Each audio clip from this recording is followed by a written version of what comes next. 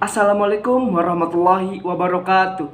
Sebelumnya izin memperkenalkan diri, nama saya Muhammad Iqbal Fauzi dengan NIM 20080101224. Di sini saya akan mereview dari mata kuliah Formulasi Teknologi Sediaan Steril yang mana diampu oleh Ibu Apoteker Dwi Kurnia Putri MSI. Di sini saya akan memberikan materi terkait ruang lingkup steril dan juga di sini saya akan memberikan salah satu produk steril. Yang pertama, yang perlu teman-teman ketahui terlebih dahulu nih terkait perbedaan antara steril, sterilitas dan juga sterilisasi. Nah, untuk steril sendiri ini merupakan suatu kondisi yang secara absolut ataupun mutlak yang bebas dari mikroorganisme hidup, tidak sebagian ataupun hampir steril. Kemudian yang kedua terkait sterilitas. Nah, sterilitas ini adalah suatu sifat ataupun karakteristik yang disyaratkan untuk sediaan farmasetis yang bebas dari mikroorganisme hidup karena wadah, metode ataupun rute pemberiannya. Kemudian yang ketiga terkait sterilisasi. Nah, sterilisasi ini merupakan suatu proses pembunuhan ataupun pemindahan mikroorganisme dan spora yang bebas untuk sediaan steril dengan cara ataupun metode tertentu yang sesuai.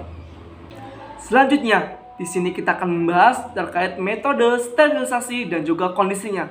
Metode yang pertama yang kita akan gunakan atau kita bahas terkait autoclave. Nah, alat autoclave ini merupakan cara panas basah. Kondisinya teman-teman yang pertama menggunakan suhu 121 derajat Celcius dengan waktu 15 menit. Kemudian suhu yang kedua teman-teman bisa menggunakan 134 derajat Celcius dengan waktu 3 menit. Metode yang kedua yaitu dengan alat oven. Alat oven ini merupakan cara panas kering. Kondisinya yang pertama dengan suhu 160 derajat Celcius dengan waktu 2 jam. Suhu yang kedua 170 derajat Celcius dengan waktu 1 jam. Suhu yang ketiga yaitu 180 derajat Celcius dengan waktu 30 menit. Metode yang ketiga yaitu metode radiasi sinar Y ataupun elektron dipercepat, merupakan metode dingin. Kondisinya cold bath 60 dengan dosis 25 kg. Metode yang keempat yaitu gas etilen oksida, merupakan cara dingin. Kondisinya 800 sampai 1200 mg per liter atau 45 sampai 63 derajat Celcius atau dengan rentang 30 sampai 70% dan waktu 1 sampai 4 jam. Metode yang terakhir atau metode yang kelima yaitu filtrasi, merupakan removal bakteri. Nah, kondisinya yaitu membran filter steril dengan pori kurang dari 0,22. Setelah kita mengetahui ruang lingkup steril, selanjutnya di sini kita akan membahas terkait salah satu produk steril yang teman-teman bisa ketahui yang ada di puskesmas, rumah sakit, bahkan di apotik. Nah, salah satu sediaan sterilnya yaitu infus.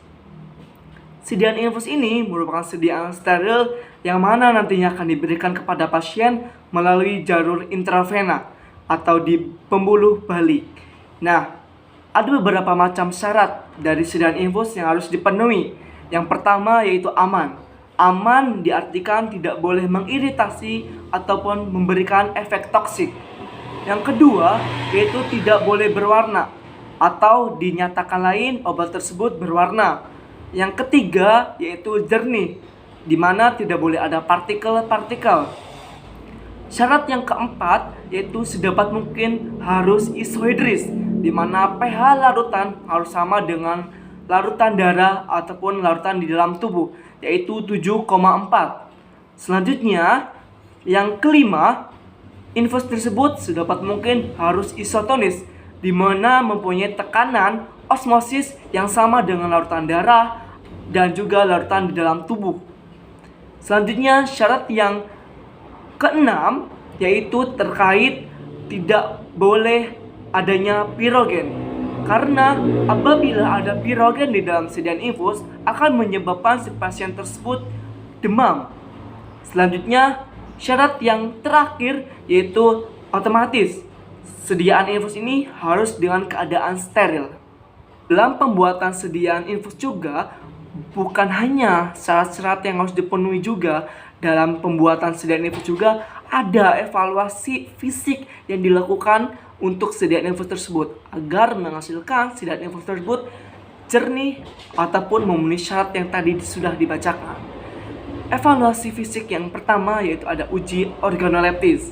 Nah, uji organoleptis ini kita bisa melihat secara langsung dari sediaan infus tersebut yang diberikan kepada kita, dari warna, rasa, bau yang ditimbulkan. Kemudian uji yang kedua yaitu uji penetapan pH. Nah, uji penetapan pH ini kita bisa menggunakan kertas universal ataupun yaitu alat pH meter. Nah, sudah dijelaskan dalam Farmakope edisi 5 pada halaman 800 untuk pH manitol sendiri yaitu rentangnya ada 5 sampai dengan 7. Kemudian untuk pH sediaan injeksi rentangnya pada 4,5 sampai dengan 7.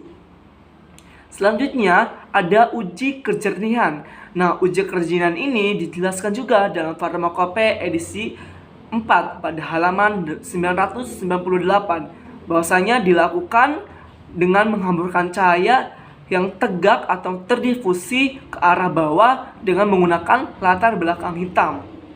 Kemudian uji selanjutnya adalah uji partikulat. Dijelaskan pada Farmakope edisi 4 bahwa di mana uji ini melihat adanya partikel-partikel yang ditimbulkan dengan cara menghamburkan dari suatu cahaya. Selanjutnya, uji yang terakhir yaitu uji kebocoran. Dalam jurnal dijelaskan cara penggunaan uji kebocoran ini dengan kertas ataupun dengan kapas dengan cara suatu sediaan infus tersebut di bawah diletakkan kapas atau kertas. Saat dibolak-balikan, apabila kertas ataupun kapas tersebut basah, berarti mengalami kebocoran. Sebaliknya, jika tidak ada keadaan basah di dalam suatu kertas ataupun kapas, saat dibolak-balikan berarti sediaan infus tersebut telah memenuhi persyaratan. Cukup sekian materi yang bisa saya sampaikan. Bila ada kesalahan mohon maaf. Wassalamualaikum warahmatullahi wabarakatuh.